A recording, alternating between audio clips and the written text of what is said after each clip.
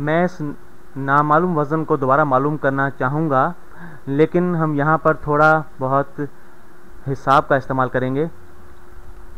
हिसाब जो है ये एक ज़ुबान है अलामती जो मुख्तलिफ़ चीज़ों और उनके दरमियान ताल्लुक़ को ज़ाहिर करती है। मैं चाहता हूँ कि आप गौर करें कि क्या आप ऐसी मसावात जो है इनके तराजुओं के दरमियान जो है वो आप बना सकते हैं इनके ताल्लुक़ को लेकर, ताकि जो वज़न दोनों जानिब है उसे हम यहाँ पर ज़ाहिर कर सकें, क्योंकि ये हम जानते हैं कि ये दोनों वज़न बराबर हैं। तो इसके बारे में थोड़ा गौर करें।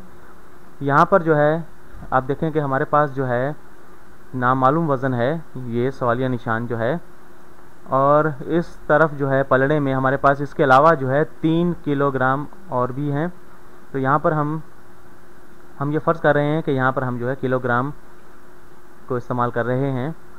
और तो सवालिया निशान जमा 3 ये इस तरफ हो गया बाईं जानिब, और दाईं जानिब आप देखें कि हमारे पास जो है 1 2 3 4 5 6 7 8 9 और 10 किलोग्राम दाईं जानिब है हमारे पास। ठीक, तो 10 जो है वो दाईं जानिब है।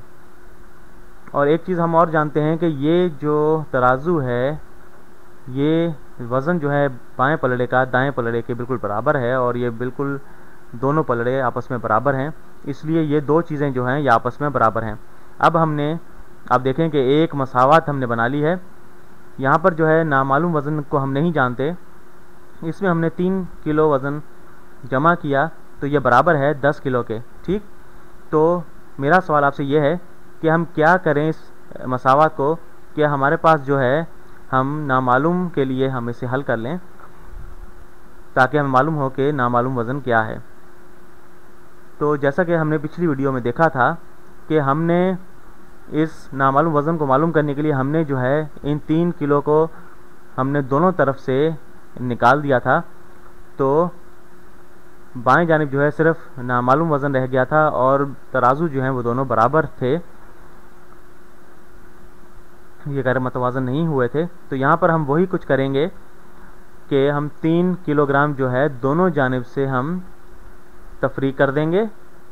तो हिसाबी तौर पर भी हम यही कुछ करेंगे, और सिर्फ हम 3 जो है एक तरफ से तफरीक नहीं करेंगे, बल्कि दोनों तरफ से इसे तफरीक करेंगे, क्योंकि अगर एक तरफ से तफरीक किया तो यह मसावत मतवाज़न नहीं रहेगी। ठीक, तो यहाँ से हमने 3 तफरीक किया बाएं जानिब, और दाएं जानिब भी 3 तफरीक कर देंगे, ताकि ये मसावत मतवाज़न रहे। तो अब जो है हमारे पास क्या बचा, बाएं जानिब 3 तफरीक 3 ये 0 हो गया, तो हमारे पास बाएं जानिब बच गया सवालिया निशान जो कि बराबर है। दाएं जानिब हमारे पास क्या बचा, 10 में से 3 तफरीक किए तो हमारे पास बच गए 7। ठीक, तो हमें वही जवाब हासिल हो गया कि सवालिया निशान जो है 7 किलोग्राम के बराबर है। ठीक।